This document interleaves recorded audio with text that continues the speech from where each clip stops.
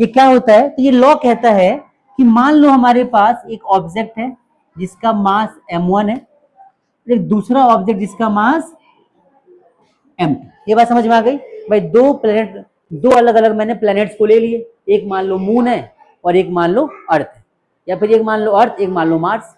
आई बात समझ में? और उनके बीच का जो डिस्टेंस है सेंटर से, उनके बीच का जो डिस्टेंस है वो सेंटर से कितना है, तो वो मान लो आप कितना है भाई, तो वो सेंटर से डिस्टेंस कितना है, r।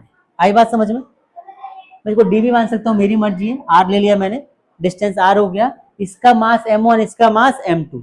अब हमने क्या पढ़ा है यूनिवर्सल लॉ ऑफ ग्रेविटेशन में कि हर एक ऑब्जेक्ट दूसरे ऑब्जेक्ट को क्या करता है, अट्रैक्ट करता है। क्या करता है, अट्रैक्ट। तो ये वाला इस पे एक अट्रैक्शन फोर्स लगा रहा होगा, ये वाला इस पे क्या लगा रहा होगा, अट्रैक्शन फोर्स। बात समझ में आ रही है? तो ये लॉ जो है, ये लॉ जिसको बोलते हैं न्यूटन्स लॉ, जिसको बोलते हैं यूनिवर्सल लॉ ऑफ ग्रेविटेशन, ये लॉ क्या कहते हैं, ये लॉ बताता है कि हर दो ऑब्जेक्ट के बीच में जो फोर्स लगता है वो कितना लगता है।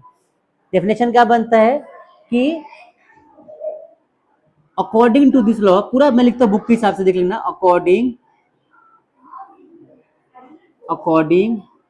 To this law the force of attraction, the force of attraction to bodies are directly proportional to the product of their masses, product of their masses, and inversely proportional to the square of the distance between them। मतलब क्या होता है, ध्यान से समझो, ये पूरा का पूरा स्टेटमेंट है इस पूरे टॉपिक का। अब देख लो क्या होता है। ये लॉ कहता है कि इनके बीच में जो फोर्स लग रहा होगा वो डायरेक्टली प्रोपोर्शनल होता है किसके, इन दोनों के product of the masses m1 और m2 के, इक्वेशन 1। बात समझ में आ गई कि भाई इनका जो मास है उनको मल्टीप्लाई कर दो, प्रोडक्ट कर दो, तो उसके जितना ज्यादा वैल्यू आएगी उतना ज्यादा फोर्स लगेगा। बात समझ में आ गई? दूसरा कहता है ये फोर्स कि उनके बीच का जो डिस्टेंस है ना उसके इनवर्सली प्रोपोर्शनल होता है स्क्वायर के फोर्स, कि जितना पास पास होंगे ना उतना ज्यादा फोर्स लगेगा, जितना दूर गए उतना फोर्स की वैल्यू कम हो जाएगी।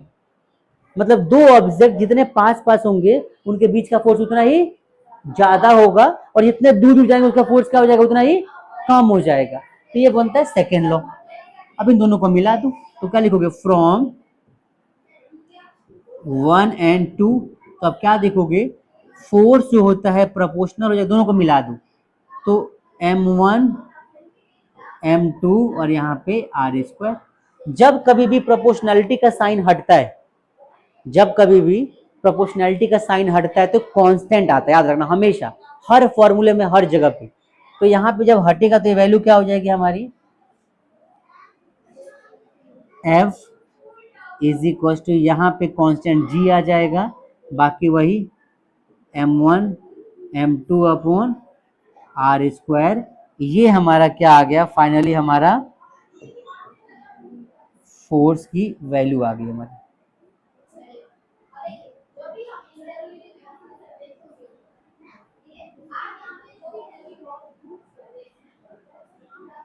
ये फोर्स की हमारी क्या आ गई, वैल्यू आ गई।